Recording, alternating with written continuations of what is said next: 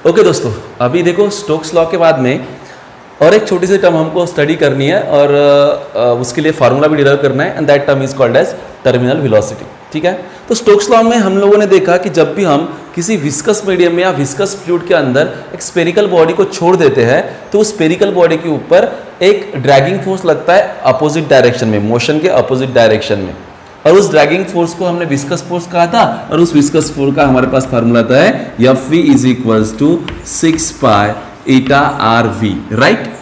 ठीक है, अभी हम सेम वैसे ही केस कंसिडर करेंगे। ठीक है, लेकिन मतलब देखो, मैं एग्जांपल के जरिए जाएंगे हम लोग। तो पहले क्या कर लेते हैं, एक स्पेरिकल बॉडी है, मान लो उस स्पेरिकल बॉडी को मान लो यहाँ पे मैंने अभी एयर पे छोड़ दिया फ्री फॉल के लिए। ठीक है, तो जैसे ही मैं उसको छोड़ दूंगा वो कुछ वेलोसिटी से नीचे गिरेगा, कुछ वेलोसिटी वी से मैं छोड़ दूंगा तो वो नीचे जा रहा है। अब बिकॉज ऑफ ग्रेविटी उसकी वेलोसिटी इंक्रीज होती जा रही है, लेकिन एट द सेम टाइम उसके ऊपर ड्रैगिंग फोर्स भी तो लग रहा है अपवर्ड डायरेक्शन में, है ना। कम लग रहा है लेकिन लग तो रहा है। एग्जैक्टली सेम सिचुएशन कहाँ पे होगी, किसी एक कंटेनर के अंदर। मान लो ये वो कंटेनर है और उस कंटेनर के अंदर फ्लूइड भरा हुआ है। ठीक है, ये ऐसे फ्लूइड भरा हुआ है। ठीक है, अब हम लोगों ने ये इसके अंदर एक स्फीयर छोड़ दिया जिसकी किसी भी एक टाइम टी पे वेलोसिटी है v।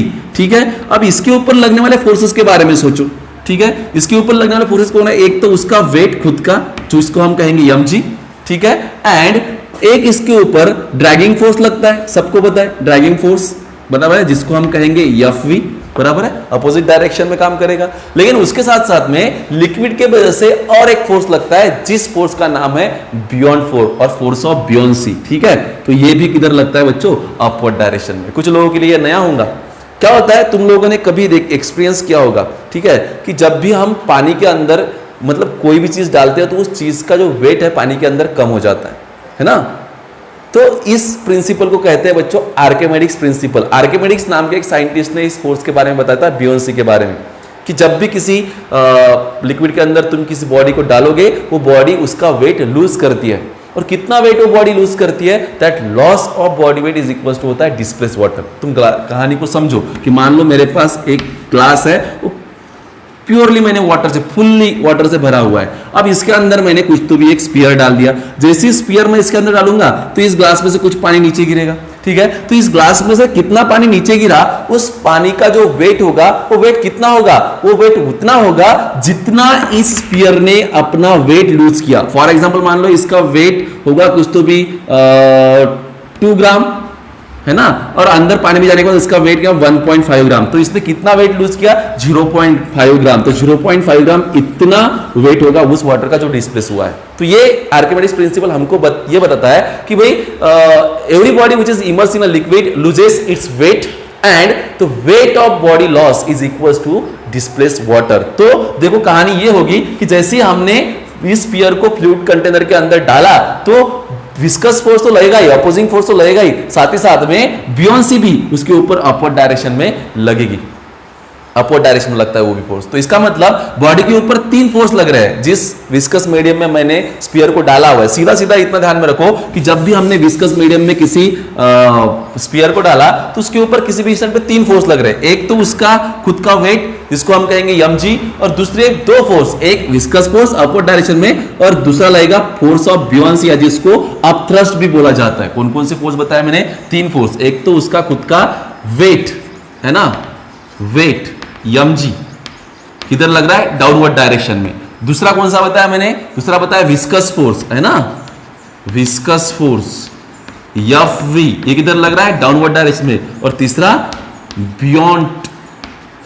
बियॉन्ड फोर्स या फोर्स ऑफ बियोंसी, और ये किधर लग रहा है, या इसको हम लोग अपथ्रस्ट भी बोलते हैं, सीधा बोलो अपथ्रस्ट, अपथ्रस्ट, और इसको Fu से भी नोट करेंगे। ये भी किधर, sorry, viscous force upward direction में लग रहा है और ये अपथ्रस्ट भी किधर लग रहा है, अपवर्ड डायरेक्शन में लग रहा है बच्चों। ठीक है, तो इसके वजह से ये 3 फोर्स लग रहा है। तो इस बॉडी के ऊपर जो नेट फोर्स डाउनवर्ड डायरेक्शन में लग रहा है उस नेट फोर्स की वैल्यू क्या होगी, तो नेट फोर्स की वैल्यू क्या होगी, नेट फोर्स F नेट लिखता हूं, और F net is equal to क्या होगी, तीनों की सम। तो वेट mg, उसके बाद में क्या होगा इसमें माइनस, क्योंकि ये दो अपोजिट डायरेक्शन में काम करें ना, माइनस कौन सा होगा बेटा, इन दोनों की एडिशन, ठीक है। So that is F V plus F U, तुम ऐसा कह सकते हो क्योंकि वो दोनों अपवर्ड डायरेक्शन में काम कर रहे हैं। अभी देखो मैं दोनों तीनों इनको माइनस से लिखता हूं, एफ वी और ये माइनस साइन अंदर मल्टीप्लाई करते एफ यू, ठीक है। अभी इस कहानी में सोचो कि ये जो वेट एम जी है, ये वेट तो बिल्कुल कांस्टेंट रहेगा, वेट mg चेंज होने वाला है क्या,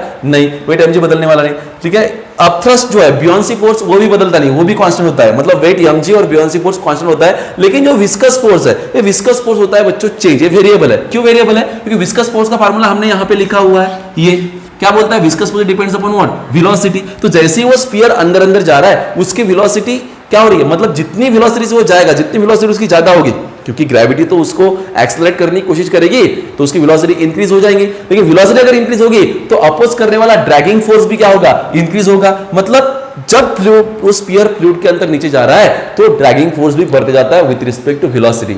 और कुछ देर बाद एक समय, एक इंस्टेंट, एक मूवमेंट ऐसा आता है कि जिस मूवमेंट पे जो इफेक्टिव फोर्स या नेट फोर्स नीचे लग रहा है वो क्या हो जाता है, जीरो हो जाता है।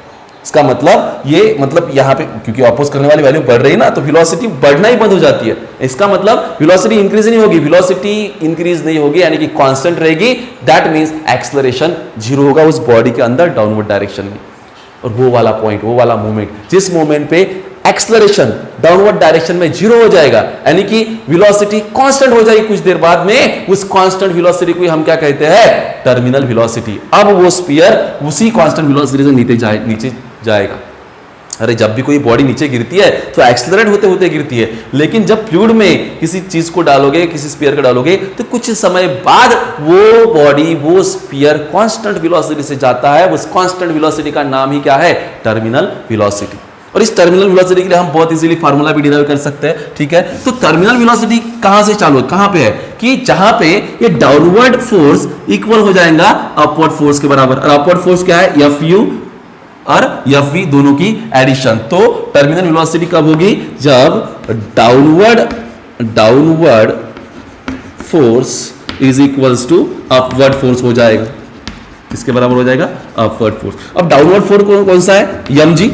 डाउनवर्ड फोर्स कौन सा, एम जी। उस स्फीयर का वेट, लेट से इस स्फीयर का मास क्या है, M B the mass of sphere, मैं यहां पे लिख देता हूं, ठीक है। एंड जी सबको पता है, एक्सेलरेशन ड्यू टू ग्रेविटी, ठीक है। तो मैंने एम जी लिखा, is equal to upward force, बताओ कौन कौन से है, एफ वी और एफ यू, ठीक है। तो यहां पे आएगा F V plus F U, where F V भी द क्या है, F V viscous force, F U क्या है, अप थ्रस्ट, ठीक है। अभी मैं इस यम को, हम सब लोग को पता है कि रो इज इक्वल टू क्या होता है, मास अपॉन वॉल्यूम। तो मैं मास को क्या लिख सकता हूं, रो इंटू वी। तो मैंने इस मास को लिखा rho into V into G, where rho be the क्या है ये rho, what is that rho, rho is density. Rho क्या है, डेंसिटी। लेकिन किसकी डेंसिटी, ये जो गिर रहा है, कौन गिर रहा है, ये स्फीयर जो नीचे जा रहा है, बराबर है, ठीक है। तो उसकी डेंसिटी होगी और मल्टीप्लाई में ये जो है v यानी कि वॉल्यूम, और वॉल्यूम भी किसका, उस स्फीयर का। तो स्फीयर का वॉल्यूम क्या होता है, 4/3 पाई आर क्यूब। मान लो उस स्फीयर की रेडियस है कुछ स्मॉल r,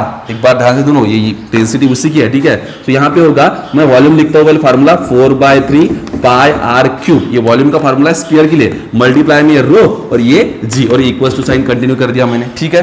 अब विस्कस फोर्स एफ वी का फार्मूला क्या है बच्चों, अरे सबका ध्यान है नहीं है, ठीक है। तो विस्कस फोर्स का फार्मूला क्या है, 6 पाई ईटा आर वी, क्या फार्मूला है, 6 pi eta R V, 6 pi eta R V, ये विस्कस फोर्स का फार्मूला है। उसके बाद में प्लस ये जो फोर्स है अपथ्रस्ट फोर्स, ये किसके बराबर होता है, तो हमने कहा कि तो weight of body loss is equals to displace water, यानी कि ये अपथ्रस्ट फोर्स उतना होगा जितना, ये कंसेप्ट तुम बाद में डिटेल में पढ़ोगे, ठीक है। इतना होगा कि डिस्प्लेस वाटर के वेट के बराबर। अब डिस्प्लेस वाटर का वेट कितना है, तो हम कहेंगे कि जो वाटर जिस स्फीयर की वजह से जो फ्लूइड डिस्प्लेस हुआ है वो उसका वेट होगा एम जी, ठीक है।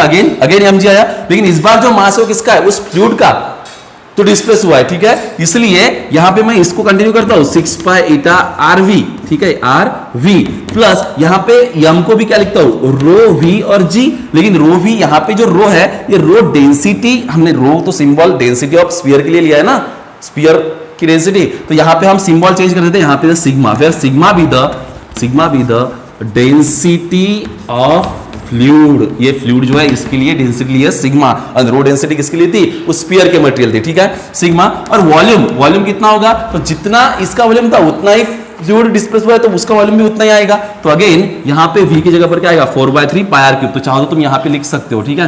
तो एक बार कंटिन्यू करते हैं, 6 pi eta R we plus यहाँ पे वॉल्यूम 4/3 पाई आर क्यूब, और यहाँ पे सिग्मा इंटू जी, और इधर 4/3 पाई आर क्यूब रो जी। यहां तक आए हम लोग, ठीक है। अभी थोड़ा सा आगे कंटिन्यू करते हैं बच्चों। आई होप कि तुम लोग ट्रैक पे हो, बिल्कुल स्टेप बाय स्टेप जाना है सबको, ठीक है, आराम से समझ जाओगे। हम डिराइव कर रहे हैं टर्मिनल वेलोसिटी के फार्मूले को, ठीक है। तो अभी यहाँ पे हमारे पास ये सिचुएशन है। अभी इस चीज को यानी कि विस्कस फोर्स को कंटिन्यू रखेंगे, जगह पर ही रखेंगे, क्योंकि इसी वेलोसिटी के लिए हम लोगों को फार्मूला निकालना है। तो ये रखेंगे जगह पर, ठीक है, और इसको शिफ्ट करेंगे उधर, ठीक है। तो ये अगर जगह पर रहेगा तो क्या बचेगा हमारे पास? 6 pi eta R V is equals to, इसको उधर शिफ्ट कर दो तो क्या है already 4/3 pi R cube rho G, और माइनस में जाएगा 4/3 पाई आर क्यूब, और ब्रैकेट इधर क्या रहेगा? सिग्मा जी, ठीक है। क्या कॉमन निकलता है यहां से बताओ जरा? कॉमन निकलता है 4/3 पाई आर क्यूब जी, और ब्रैकेट में रहेगा रो माइनस सिग्मा, और इधर क्या है बच्चों? 6 पाई ईटा आर वी। तुमको चाहिए टर्मिनल वेलोसिटी के लिए फार्मूला, तो v is equals to 4/3 pi R cube G, bracket में rho minus sigma multiplied by, ये पूरी टर्म डिवाइड में जाएगी 1/6 पाई ईटा आर वी, ठीक है। This is what? This is an expression for the terminal velocity. तो terminal velocity को तुम इस फार्मूला से कैलकुलेट कर सकते हो, ठीक है। और इसी फार्मूले के अंदर जो फ्लूइड है उसकी अगर उसकी कोएफिशिएंट ऑफ विस्कोसिटी के लिए फार्मूला निकालना है तो तुम ईटा के लिए भी निकाल सकते हो। तो ईटा इधर रिप्लेस हो जाएगा, तो ईटा इज इक्वल टू हो जाएगा बच्चों 4/3 pi R cube G in bracket rho minus sigma multiplied by 1/6 pi V R, sorry यहां पे v नहीं चाहिए था, ठीक है, ये फार्मूला हो जाएगा। v नहीं चाहिए ना उधर, क्योंकि v तो हमने यहां पे रखा, ठीक है। अब आएगा 6 पाई और v r, ठीक है। तो ये मिलेगा तुमको कोएफिशिएंट ऑफ विस्कोसिटी के लिए फार्मूला। कोई दिक्कत वाली बात नहीं, ठीक है। अब इसके ऊपर भी एक छोटा सा न्यूमेरिकल हमको दिया हुआ है, उसको भी हम देख लेंगे, ठीक है। लेकिन तुम लोगों को यहां तक समझ में आया ना कि टर्मिनल वेलोसिटी क्या होती है? जब भी हम किसी विस्कस फ्लूइड के अंदर किसी भी स्फीयर को छोड़ देते हैं तो एक टाइम के बाद में ऊपर लगने वाला फोर्स और नीचे लगने वाला फोर्स सेम हो जाता है, ठीक है। इसका मतलब उस पर नेट फोर्स 0 है, नेट फोर्स 0 था, एक्सेलरेशन 0, ठीक है। इसका मतलब नीचे जाने वाले बॉल की स्फीयर की जो वेलोसिटी होगी वो कैसी होगी? कांस्टेंट होगी, और उस कांस्टेंट वेलोसिटी को हम क्या कहते हैं? Terminal velocity. तो आओ एमसीक्यू को, आई मीन टू से न्यूमेरिकल को देखते हैं। ओके, तो ये है हमारे पास प्रॉब्लम, ठीक है। इस प्रॉब्लम में देखो क्या दिया हुआ है, एक spherical drop of oil falls at a constant speed of 4 centimetre पर सेकंड। तो हमारे पास एक ऑयल का ड्रॉप है, ठीक है, स्फेरिकल ड्रॉप ऑफ ऑयल, और जो कितने स्पीड से गिर रहा है नीचे? 4 सेंटीमीटर पर सेकंड। ये जो प्रॉब्लम है, इस प्रॉब्लम में लगभग सारी वैल्यूज सीजीएस यूनिट में दी है, तो हम लोग कन्वर्ट नहीं करेंगे, पूरे प्रॉब्लम को सीजीएस में ही सॉल्व करेंगे, ठीक है। तो वेलोसिटी कितनी दी है बताओ जरा? 4 सेंटीमीटर पर सेकंड, ठीक है। आगे बढ़ते हैं। In steady air calculate the radius of drop. क्या करना है? एयर में गिर रहा है नीचे, और इस ड्रॉप की जो रेडियस है स्मॉल आर, वो तुमको कैलकुलेट करनी है। सो आर इज इक्वल टू क्या आएगा बच्चों? क्वेश्चन मार्क, ठीक है। Calculate the radius of drop. The density of the oil is 0.9 ग्राम पर सेंटीमीटर। तो ये जो ऑयल है यानी कि स्फीयर की डेंसिटी दी है ना, तो ऑयल की डेंसिटी कितनी दी है तुमको? उसको हम रो से डिनोट करते हैं बच्चों, है ना, स्फीयर की डेंसिटी को। तो वो रो इज इक्वल टू कितना दिया है? 0.9 ग्राम पर सेंटीमीटर क्यूब। दिख नहीं रहा होगा लेकिन मैं बता रहा हूं 0.9 ग्राम पर सेंटीमीटर क्यूब है, ठीक है। Density of air is, air यानी कि जिस फ्लूइड में गिर रहा है, ठीक है, तो फ्लूइड की डेंसिटी हमने सिग्मा से डिनोट की थी। तो सिग्मा यहाँ पे कितना है? सिग्मा इज इक्वल टू दिया है हमारे पास 1.8 into 10 raise to the power minus, नहीं सॉरी 1 दिए खाली, मैं तो बोला 1 ग्राम पर सेंटीमीटर क्यूब, ठीक है, चलेगा। And the coefficient of viscosity of air is, और coefficient of viscosity of air का यानी कि ईटा दिया है तुम लोगों को 1.8 into 10 raise to the power minus 4 poise. Okay, so poise क्या है? सीजीएस यूनिट है बच्चों किसका? What you can say that? Coefficient of viscosity का, ठीक है। उसके बाद में नेक्स्ट आएगा फार्मूला, ठीक है। नेक्स्ट क्या आएगा? फार्मूला। तो कौन सा फार्मूला हमको पता है? टर्मिनल वेलोसिटी का फार्मूला तुम सब लोग को पता है क्या है। तो terminal velocity is v is equal to क्या है? 4/3 pi R cube G in bracket rho minus sigma okay and इधर क्या आएगा मल्टीप्लाई में 1 upon what is that 6 pi eta R. ठीक है, ये वाला फार्मूला होगा किसके लिए टर्मिनल वेलोसिटी के लिए। अब terminal velocity v is equal to क्या हो जाएगा, तो हम लोग थोड़ा सा और कैलकुलेट कर लेते हैं इसमें। तो यहाँ पे ये पाई और पाई गेट कैंसिल।